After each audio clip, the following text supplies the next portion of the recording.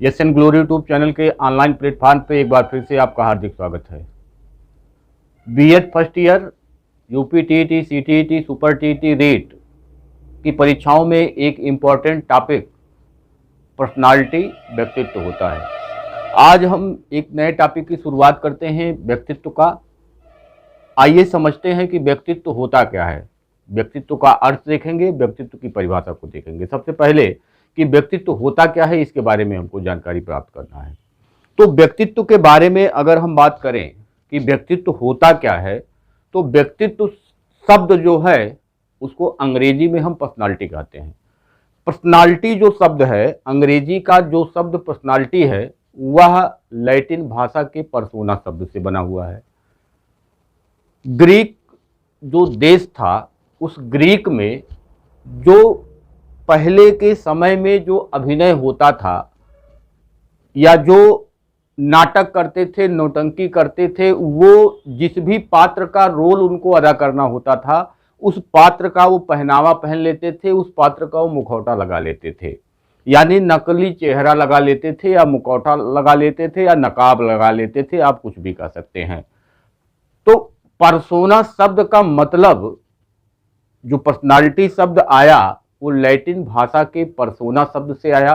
Persona शब्द का अर्थ होता है मुखौटा, नकली चेहरा, नकाब। ये सारे जो अर्थ हैं ये पर्सोना के हैं। यानी कि जब हम देखते हैं कि स्टेज पे नाटक होता है, स्टेज पे नौटंकी होता है, स्टेज पे विभिन्न पात्रों के जो रोल अदा किए जाते हैं, वो किस प्रकार से किए जाते हैं, उसके पहनावे उसी रूप में कर दिए जाते हैं, उसको उसी प्रकार के मुखौटे लगा दिए जाते हैं, जिससे वह देखने में उस पात्र के समान ही दिखाई दे जिस पात्र का वह अभिनय कर रहा है। तो यहीं से निकल करके आया पर्सोना शब्द और पर्सोना शब्द का अर्थ। तो सबसे पहले हमने कहा कि जो व्यक्तित्व होता है उसका जो अंग्रेजी होता है वो पर्सनालिटी होता है। पर्सनालिटी जो है ये पर्सोना शब्द से बना हुआ है। पर्सोना, पर्सोना शब्द से बना हुआ है। यह पर्सोना शब्द जो है लैटिन भाषा का है। यह पर्सोना शब्द जो है वो लैटिन भाषा का है, लैटिन भाषा का शब्द है, और इसका अर्थ होता है मुखौटा या नकली चेहरा। नकली चेहरा, या हम कह सकते हैं नकाब। तो साधारण शब्दों में जब हमने इसके अर्थ को, इसका जो शाब्दिक अर्थ है, जब हमने इसको खोजने का प्रयास किया, इसको पाने का प्रयास किया, तो हमको ये नजर आया। ये उसका शाब्दिक अर्थ हो गया कि व्यक्तित्व जो है उसको अंग्रेजी में हम पर्सनालिटी कहते हैं। पर्सनालिटी जो है वो लैटिन भाषा का शब्द है जो पर्सोना से निकला हुआ है। पर्सोना का जो अर्थ होता है मुखौटा, नकली चेहरा या नकाब होता है। यह इसका शाब्दिक अर्थ हो गया। लेकिन अगर हम साधारण बोलचाल की भाषा में देखें, तो साधारण बोलचाल की जो भाषा होती है उसमें हम व्यक्तित्व से आशय हम उसके बाह्य प्रदर्शन से ही लेते हैं। यानी किसी व्यक्ति का अगर रंग रूप अच्छा है तो हम कहते हैं कि उसकी पर्सनालिटी अच्छी है।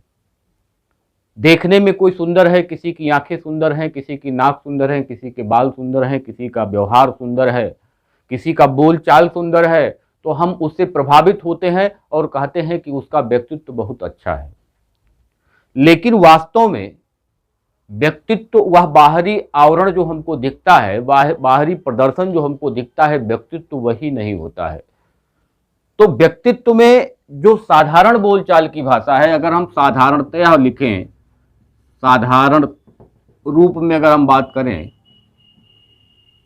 साधारणतया अगर हम बात करें, तो साधारणतया हम देख सकते हैं कि जो किसी व्यक्ति का बाहरी प्रदर्शन होता है उसे ही हम व्यक्तित्व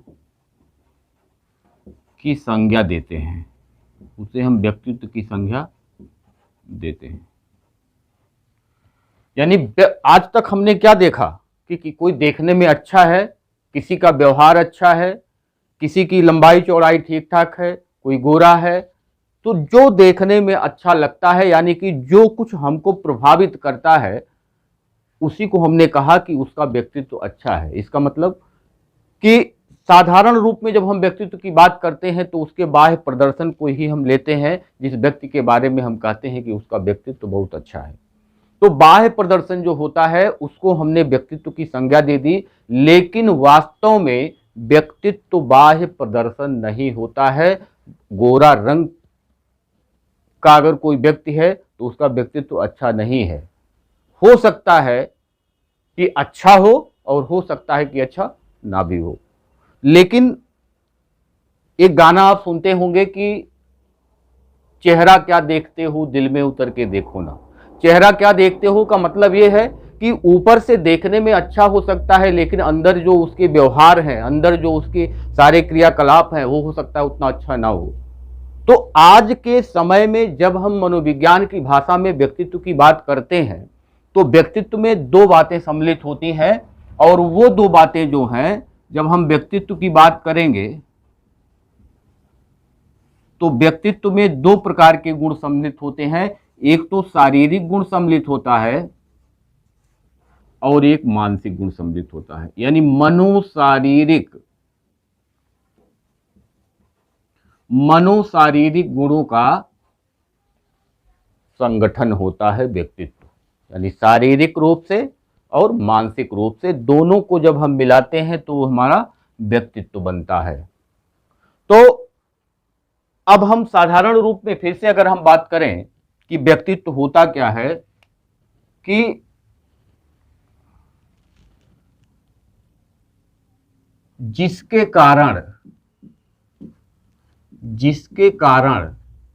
हम एक दूसरे को प्रभावित करते हैं,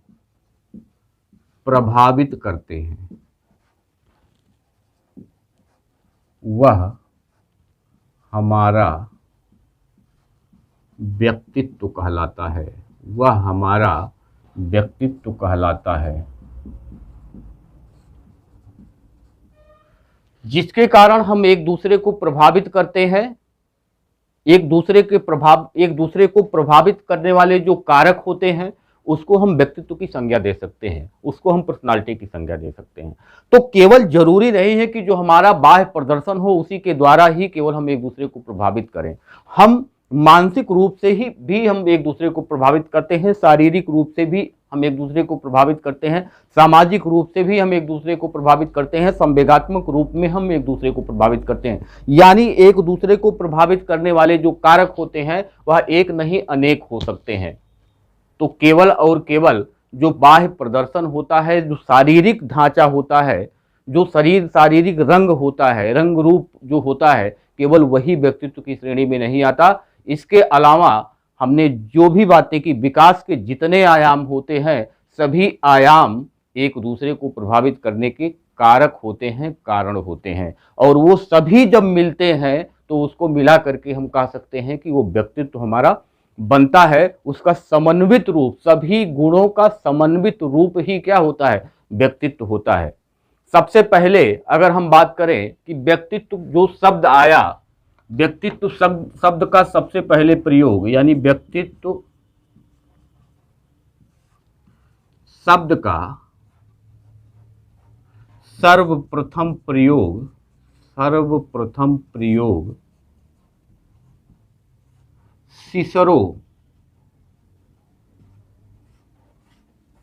सिसरो नामक मनोवैज्ञानिक ने किया। सिसरो नामक मनोवैज्ञानिक ने किया। व्यक्तित्व शब्द का जो सबसे पहले प्रयोग किया गया उस सिसरो के द्वारा किया गया। सिसरो ने ही सबसे पहले व्यक्तित्व शब्द का प्रयोग किया, और व्यक्तित्व जो होता है वह हम जो एक दूसरे को प्रभावित करते हैं और जिस कारण हम प्रभावित करते हैं वह हमारा व्यक्तित्व होता है। चाहे वो रंग रूप हो सकता है, हमारे कोई गुण हो सकते हैं, चाहे वो हम सामाजिक ज़्यादा हैं या हम प्रेम एक दूसरे से ज़्यादा करते हैं, स्नेह ज़्यादा करते हैं।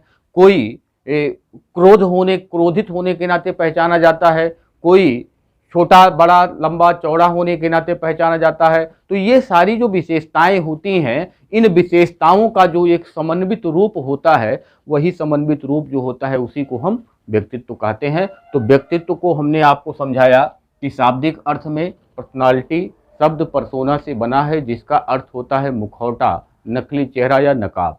यह साधारण शब्दों में अगर हम बात करेंगे तो जो व्यक्ति का बाह्य प्रदर्शन होता है, रंग रूप बनावट लंबाई चौड़ाई ऊंचाई बाल, जो भी हम उसको देखते हैं वो देखते ही कहते हैं कि उसका पर्सनालिटी अच्छा है, उसका व्यक्तित्व अच्छा है। उसको भी हम साधारण बोलचाल की भाषा में उसको व्यक्तित्व कह सकते हैं, लेकिन वास्तव में वह व्यक्तित्व होता नहीं है। व्यक्तित्व उसके मनोशारीरिक गुणों का एक गत्यात्मक संगठन होता है। अभी आगे जब आलपोर्ट की परिभाषा हम बताएंगे, जब परिभाषाओं का क्रम हम शुरू करेंगे, तो परिभाषाओं में एक सबसे सर्वमान्य परिभाषा 1937 में आलपोर्ट के द्वारा दी गई है, और आलपोर्ट की परिभाषा को हम सबसे अच्छे से पढ़ेंगे, हमको पर्सनालिटी जो है उस समझ में आ जाएगा। अब आइए देखते हैं कि इसमें जो विभिन्न मनोवैज्ञानिकों ने जो परिभाषाएं दी हैं, जो विभिन्न मनोवैज्ञानिकों के द्वारा जो परिभाषाएं दी गई हैं, वो परिभाषाएं कौन कौन सी हैं। सबसे पहले आइए चर्चा करते हैं परिभाषाओं में। तो सबसे पहली जो परिभाषा है वो परिभाषा हम गिलफोर्ड की ले रहे हैं। गिलफोर्ड की जो परिभाषा है, गिलफोर्ड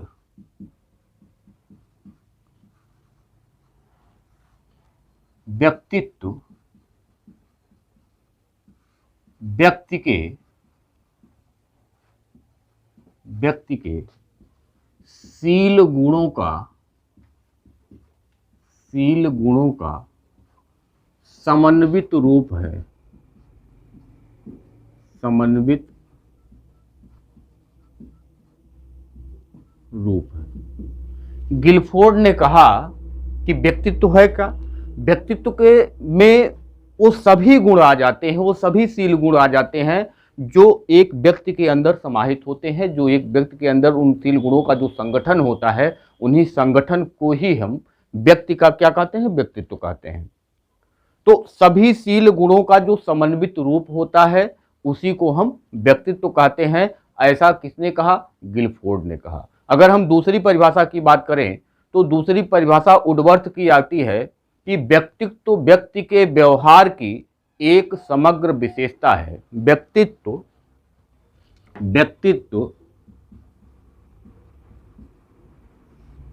व्यक्ति के व्यवहार की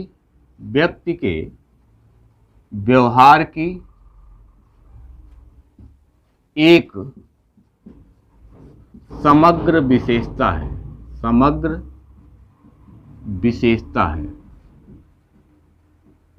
ऐसा किसने कहा, ऐसा वुडवर्थ ने कहा। वुडवर्थ ने कहा कि व्यक्तित्व व्यक्ति के व्यवहार की एक समग्र विशेषता, यानी व्यक्ति जितने प्रकार के व्यवहार करता है वो समस्त व्यवहार जो होते हैं वो उसके व्यक्तित्व के निर्धारक होते हैं, उसके व्यक्तित्व में वो सम्मिलित होते हैं। अगर हम तीसरी परिभाषा की बात करें तो वाटसन की परिभाषा ये कहती है कि हम जो कुछ भी करते हैं वही हमारा व्यक्तित्व होता है। वाटसन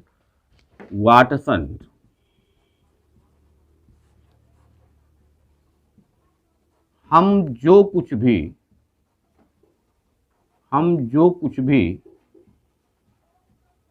करते हैं वही हमारा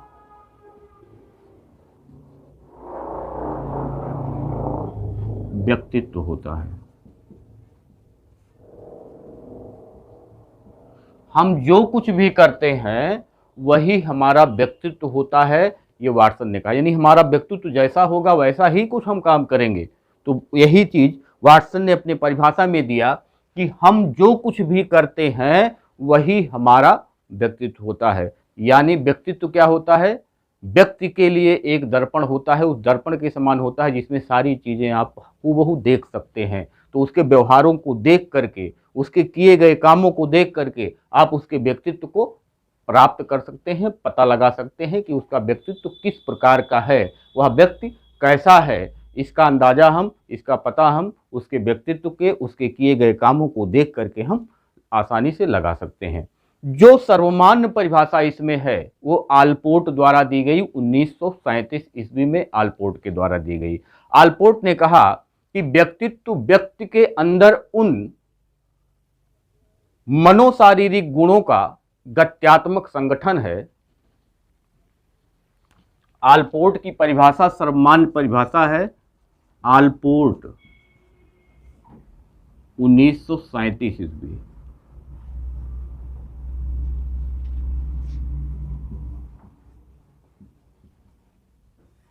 व्यक्तित्व व्यक्ति के अंदर उन समस्त जो आलपोर्ट की परिभाषा है वो 1937 ईस्वी में दी गई, लेकिन 1961 ईस्वी में उसमें फिर से परिवर्तन किया गया है। तो जो उनकी पहली परिभाषा है 1937 ईस्वी की, उसके बारे में हम बात कर रहे हैं कि व्यक्तित्व व्यक्ति के अंदर उन मनोसामाजिक गुणों का गत्यात्मक संगठन है जो उन समस्त मनोशारीरिक गुणों का गत्यात्मक संगठन है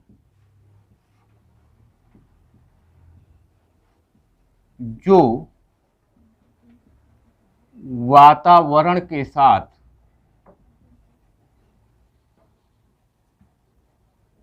अनूठा समायोजन स्थापित करता है।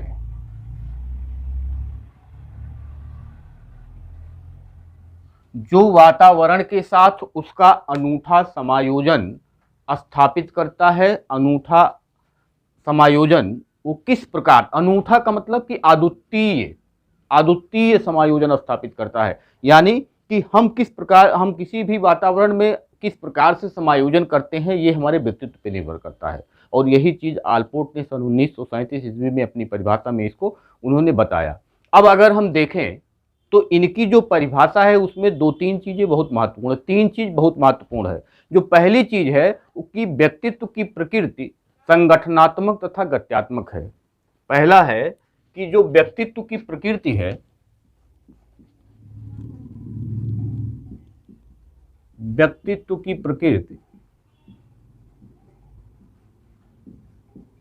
संगठनात्मक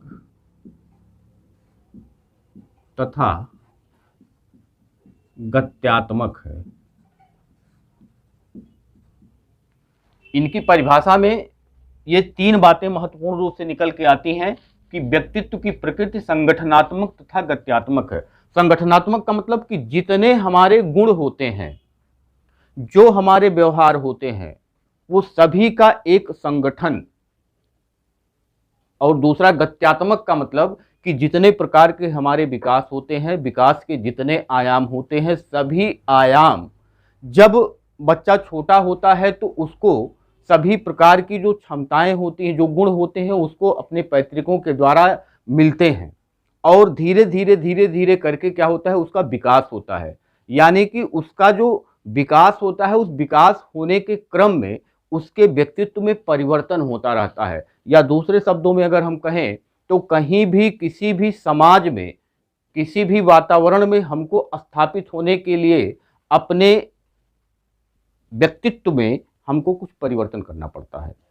यानी कि अगर हम कुछ मान के चलते हैं कि हम ऐसे ही हैं, और अगर उस तरीके की परिस्थितियां नहीं मिलती हैं तो क्या हम अनुकूलन नहीं करते हैं, हम अपने व्यवहारों को उस रूप अनुकूल ढाल लेते हैं। और यह क्या होता है, एक गत्यात्मक यही संगठन है। जो यहाँ कहा गया कि व्यक्तित्व की प्रकृति संगठनात्मक है, यानी सभी गुणों का वो संगठन होता है, तथा गत्यात्मक है का मतलब कि जो भी हमारे गुण होते हैं, जो भी हमारी विशेषताएं होती हैं, जो हमको गुण अपने पूर्वजों से प्राप्त होते हैं, विकास के क्रम में वो क्या होते हैं, बदलते रहते हैं। धीरे धीरे उसमें बदलाव आता है, परिपक्वता आती है, तो वो क्या होता है, व्यक्तित्व जो हमारा होता है वो गत्यात्मक तरीके का होता है। यानी कि वो बदलता रहता है, समय के अनुसार परिस्थितियों के अनुसार। दूसरा इन्होंने कहा कि व्यक्तित्व में मनो तथा शारीरिक दोनों प्रकार के गुण सम्मिलित होते हैं। व्यक्तित्व में मनो तथा शारीरिक दोनों प्रकार के गुण सम्मिलित होते हैं। व्यक्तित्व में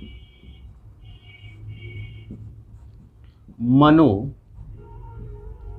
तथा शारीरिक दोनों प्रकार के गुण सम्मिलित होते हैं।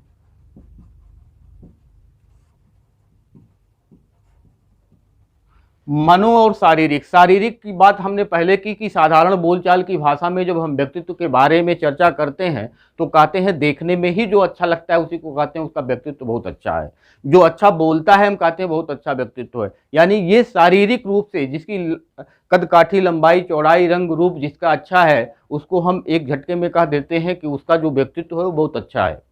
लेकिन व्यक्तित्व हमने कहा कि यही इतना व्यक्तित्व नहीं होता है, व्यक्तित्व में उसके बहुत सारे गुण भी उसमें सम्मिलित होते हैं और बहुत सारे जो गुण उसमें सम्मिलित होते हैं उसको मिला करके जब व्यक्तित्व बनता है तो उसमें मनो और शारीरिक दोनों होते हैं। अब मन में क्या होता है, जो उसकी अन्य विशेषताएं होती हैं। एक बच्चा जो देखने में सुंदर है हो सकता है कि उसके आचरण उतने अच्छे ना हो, उसके चरित्र उतने अच्छे ना हो। एक व्यक्ति जो देखने में अच्छा है हो सकता है कि वो उसकी बुद्धि उतनी अच्छी ना हो, उसका सामाजिक विकास उस तरीके से ना हुआ हो, तो उस व्यक्ति को तो हम फिर अच्छा नहीं कहते, भले ही वो देखने में अच्छा लगता है। लेकिन जब हम दोनों गुणों को एक साथ मिलाते हैं, मनो और शारीरिक दोनों को हम एक साथ मिलाते हैं तो हमारे व्यक्तित्व का निर्माण होता है और हम उसको व्यक्तित्व की संज्ञा देते हैं। तीसरा पॉइंट इन्होंने कहा कि व्यक्तित्व वातावरण के साथ समायोजन से अभिलक्षित होता है, कि व्यक्तित्व वातावरण के साथ समायोजन से अभिलक्षित होता है।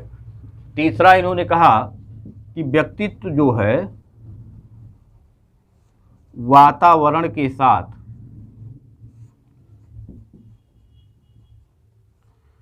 समायोजन से अभिलक्षित होता है। यानी वातावरण के साथ हम जिस प्रकार का समायोजन करते हैं हमको उसी रूप में वह जानते हैं, वहाँ के लोग हमको उसी रूप में जानते हैं।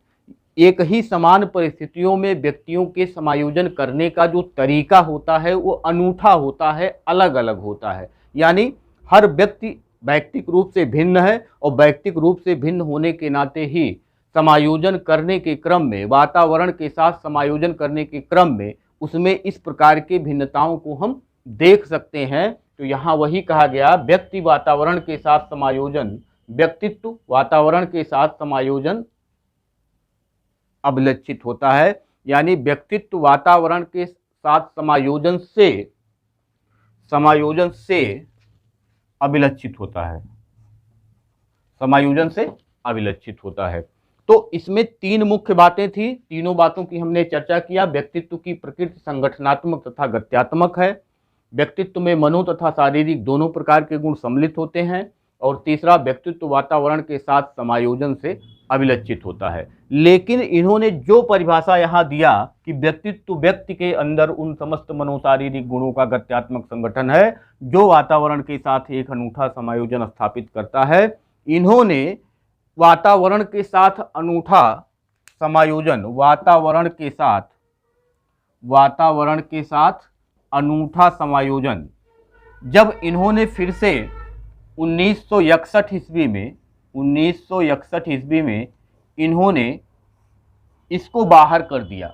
वातावरण के साथ अनूठा समायोजन 1937 में इन्होंने परिभाषा दिया, लेकिन 1961 में अपने ही परिभाषा में इन्होंने परिवर्तन कर दिया, यानी अपने परिभाषा में बदलाव कर दिया। और बदलाव कहाँ किया कि वातावरण के साथ अनूठा समायोजन को इन्होंने बदल करके विशिष्ट व्यवहार तथा विचार कर दिया। यहाँ इन्होंने किया क्या, विशिष्ट व्यवहार तथा विचार,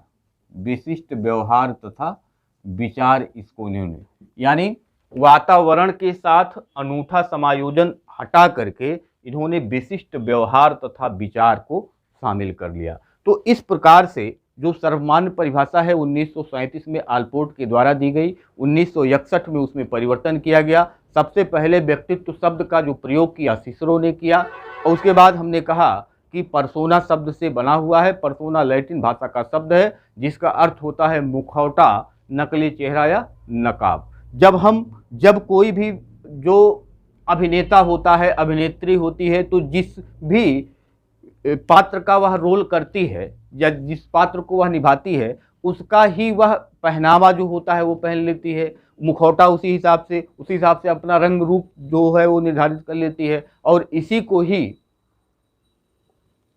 पहले जो समय था उस समय इसको व्यक्तित्व कहा दिया जाता था, नहीं देखने पर ही जो जैसा लगता है उसी को उसका व्यक्तित्व कहा दिया जाता था। लेकिन आज ऐसा नहीं है। और आलपोर्ट की परिभाषा जो सर्वमान्य परिभाषा है कि व्यक्तित्व व्यक्ति के अंदर उस समस्त मनोशारीरिक गुणों का गत्यात्मक का मतलब हमने आपको बताया कि जो हमारी क्षमताएं, योग्यताएं, गुण जो हमारे अंदर थे वो विकास के क्रम में धीरे धीरे परिवर्तित होते चले जाते हैं, और यही परिवर्तित होना ही गत्यात्मक कहलाता है। तो उनका जो संगठन होता है वातावरण के साथ एक अनूठा समायोजन, यानी हमने बताया कि हम किस प्रकार से किसी भी समाज में अपना समायोजन करते हैं, किसी जगह पे जाते हैं तो हमारा समायोजन किस प्रकार से होता है, और कोई और व्यक्ति होता है तो वह किस प्रकार से समायोजित होता है। यानी कि एक ही प्रकार की परिस्थितियों में भिन्न भिन्न व्यक्ति भिन्न भिन्न प्रकार के व्यवहार करते हैं, और यही उनके व्यक्तित्व को दर्शाता है। तो आज हमने सीखा व्यक्तित्व का अर्थ के बारे में